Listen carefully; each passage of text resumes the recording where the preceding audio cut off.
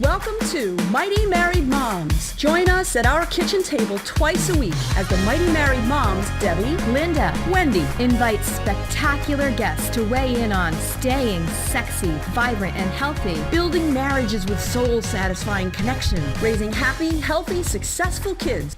Conversations with Mighty Married Moms will bring you closer to the life you really want. Episode 99. Today's show is brought to you by Deborah C. Owen, Family and Life Coach at youcanraisegreatkids.com.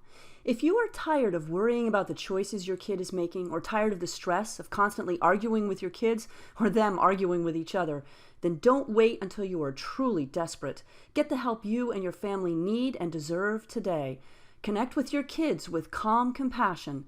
Call Deborah Owen at 978-835-4354. Good morning and welcome to Mighty Married Moms. This is Linda Tighe from All Well Breaks Loose. And Debbie Owen from youcanraisegreatkids.com. And I'm Wendy Williams from connectagain.org. And we are very, very excited this morning to be talking with Jannette Elliffe. Jannette is a health coach and natural food chef with a holistic view on diet, health, and happiness. She believes everyone can make a big difference in their own health. Jannette is a graduate of the Institute of Integrative Nutrition, New York, board certified by the American Academy of Drugless Practitioners. Wow. Jannette has worked with food for nearly 20 years and a chef graduate from Ireland. She has changed her own choices in her daily life. Jannette has learned that not all food works for everyone. When Jannette discovered what worked for herself, she gained the energy she needed to live a fuller, healthier life. She is passionate about helping others do the same. Jannette believes there is so much power in knowing how. So thank you, Jannette, for being with us here today. And could you just tell us kind of your journey of what that transformation was of learning what works for you and getting that more energy? Because I know a lot of our listeners want to know that. Yeah. More energy is always good. So good morning. Thanks for having me. Sure. So I grew up in Ireland. I grew up on a farm. And in the ideal way of seeing things, I grew up in a really healthy lifestyle. We had our own dairy, we had our own meat, we had our own vegetables, and everything seemed that it would work well for you. But I was always sick as a child. I always had colds, I had asthma, I had allergies, seasonal allergies, I had eczema.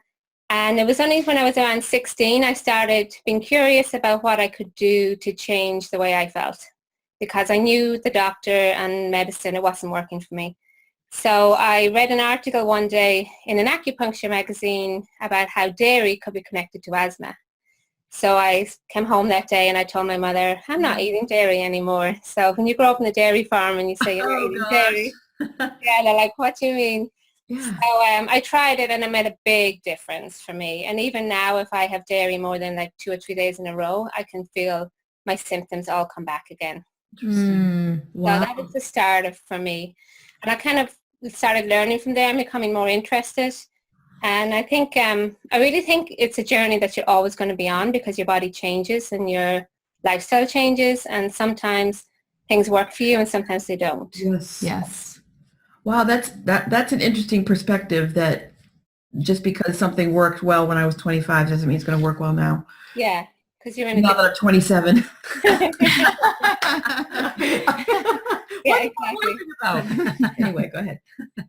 Yeah, so that kind of started my journey. And then when I finished school, I became a chef because I was interested in food. But the longer I was working around food in the restaurant industry, I felt a draw towards more how food affected our health. And it was usually what I talked to people about all the time.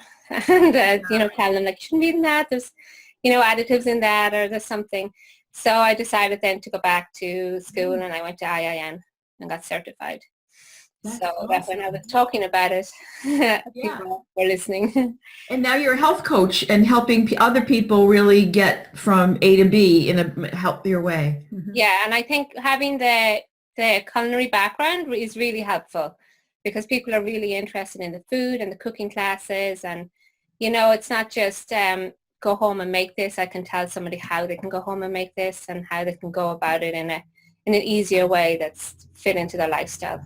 That's awesome. Yeah, I definitely find that I am also an IIN grad, and what an amazing program it was. It's just an incredible program. And it is the big thing. I think people think, well, I'd like to eat healthier, but I really don't know like how to make the food, and I don't know what to do about it, and I don't have time, right? They get really, so if you can, having that background is great because you can teach them it doesn't really actually take that much time to make healthy food. It does take a little extra time, but it's very doable. Yeah. And that it can taste really good. I think people have the idea it's not going to taste good. You know what I mean? Absolutely. Yeah. And every time I do a cooking class, that's what they're amazed at. They're amazed at how quick something was made and how good it tastes. Absolutely. And it's doable. Yeah. You know what I just discovered? I hope this is okay. I just discovered spray coconut spray at like the regular grocery store, so that you spray coconut oil lightly over your vegetables and roast them or whatever, and it's a really good way of. So anyway, I probably am digressing, but because I was like, oh Pam, that all that stuff is additive, but this is just coconut oil in the can. It's I suppose the propellant isn't a good idea, but it makes it nice and light anyway. I think you can get spray bottles too for the oil. You can get spray bottles. Actually, really nice ones. Yeah, you can great. just put the coconut oil in or your olive oil and just spray it. There's no propellant in there. Yeah. Oh, okay. I'm on it. All right. You want Go that? on. Okay, good. Go on. So, Jannette, what do you think are the biggest challenges you see in today's food culture? I think there's a lot of confusion. There's a lot of emphasis over the quick fix and over, are you on the right diet plan? And I just don't think there's such a thing as the right diet plan, because everybody's different, everybody's unique. And if you look at people's, even their cultural backgrounds, if you come from Russia or you come from Japan, and if I had a client who was Russian and I said, oh, well, the Japanese, they live really healthy lives, so why don't you eat a Japanese style diet? That's not going to work for a person that's from Russia, because it's just not in their makeup, and they probably won't get any satisfaction from the food. So long term, it's not going to work. And I think just confusion about there's too many marketing ploys on different ways of living. And really, I think what's most beneficial is when people go back to their roots, back to who they are, and eating whole foods, just whole, clean, organic food. To me, is the best. Organic. You said organic. So that's a particular spot in the grocery store. Well, yes, and I mean kind of organic too, as in not processed. You know what I mean? Just real, whole, fresh food. So the whatever food has the fewest ingredients, like one. Yeah, like apple. Yeah. I know that's the thing that I tell my kids too. I say the best food for you is what has the fewest ingredients. So read the ingredients. Yeah. And so they're trying to understand that. But that actually brings it. My kids are older now, but I mean that brings us up to another question: is what are some things that work to get children to eat different foods? Yeah, it's a good question. I think often it depends on the child. Every child's going to be different. Some children are going to be really open to trying new food, and some children aren't. And I think the parent has to understand the child and kind of how they can approach it for each child. I do believe in if the family is eating it, and if you just create the curiosity and not actually ask them to eat it, if a child sees you eating something, they may ask, what do you have? You know, can I have some? Rather than putting it down and saying, you need to eat this. That's a really... instigate the curiosity. So smart. You don't want to have any food battles.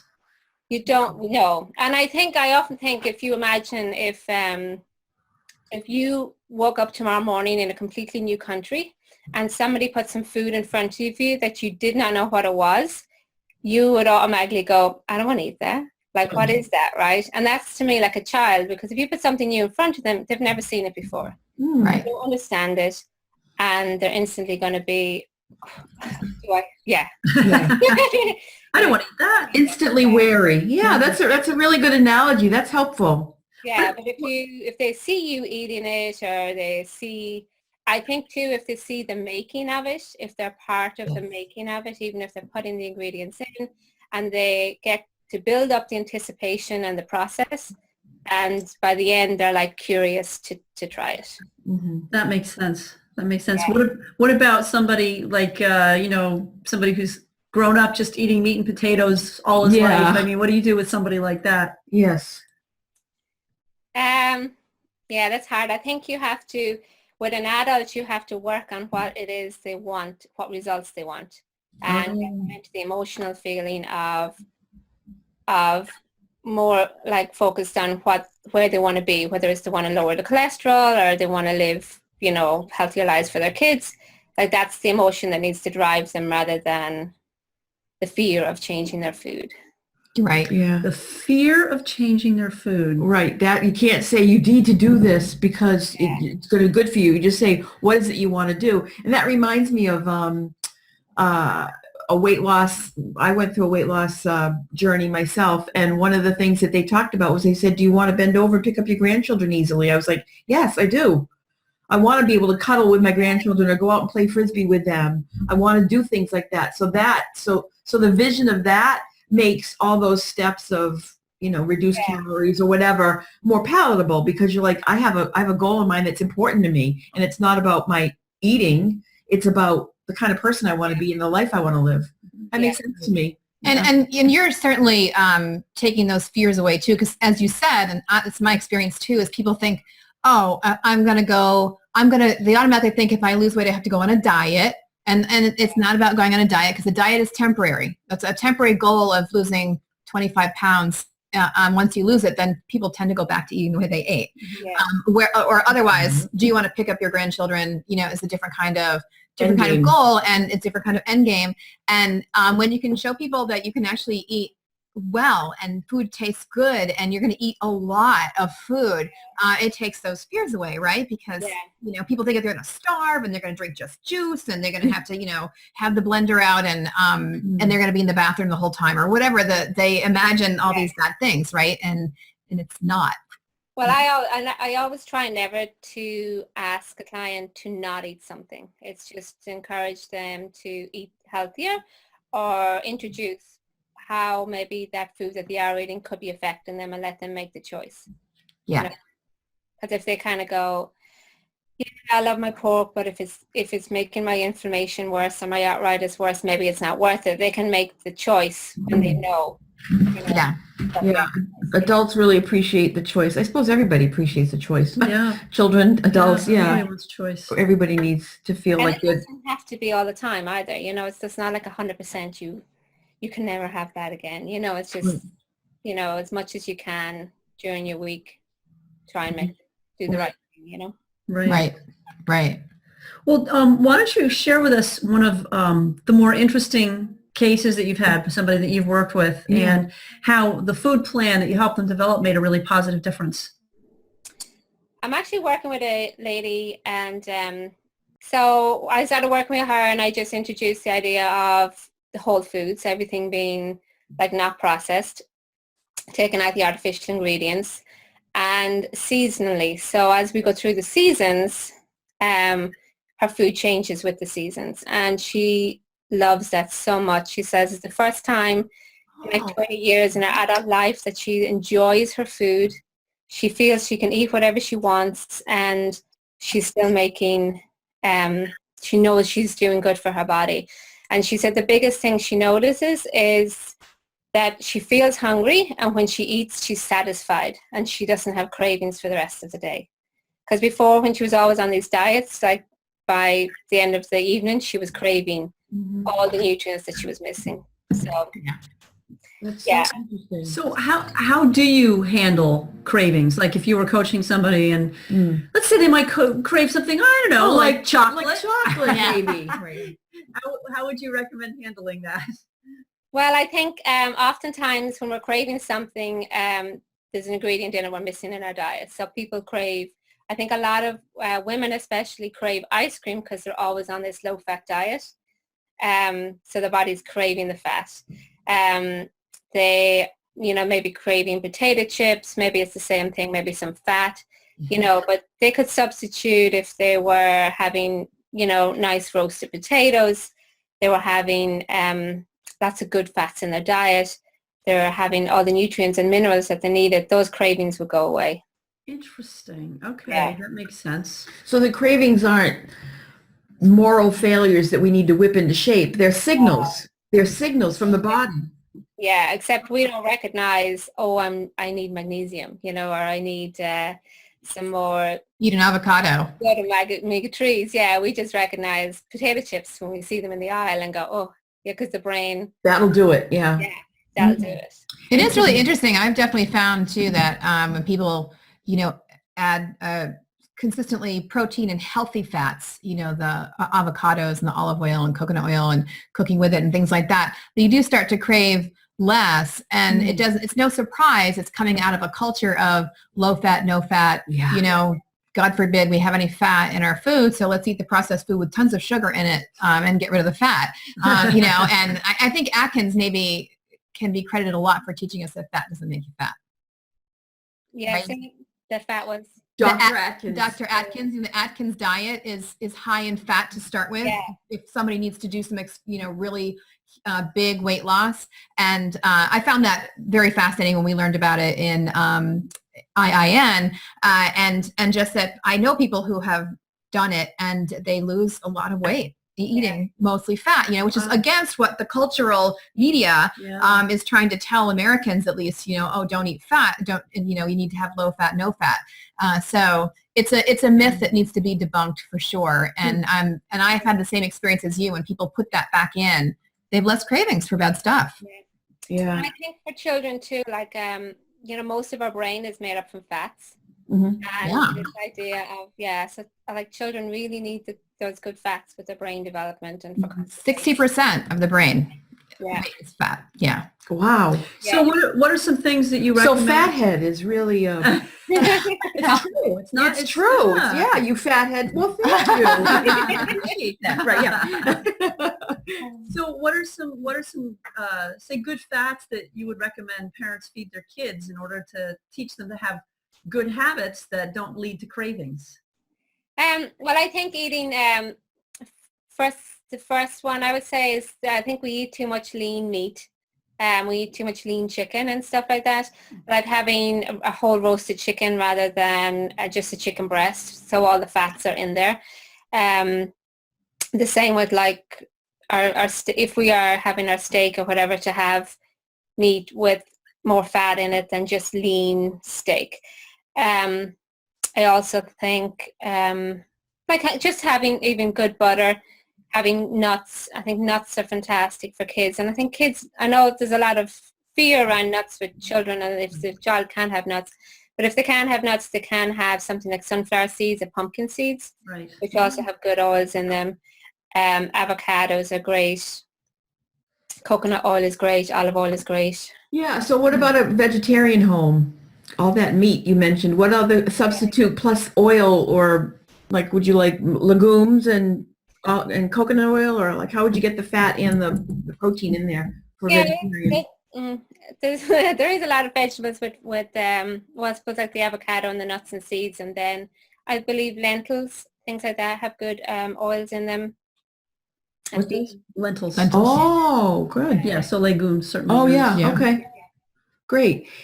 One of the things that I know that you and I spoke before we were speaking today, and one of the things that you've been working on a lot is children and eczema, skin disorders, and how their diet has an impact on skin disorders, and that's a particular area of interest where people are seeking you out quite a bit. Can you tell us more about that? Yeah, well, people don't realize our skin is our largest detox organ. So if you're having an issue with your skin, it's usually created from a toxin, or we call it a toxin, but say inflammation leaving your body through your skin and creating the inflammation on your skin.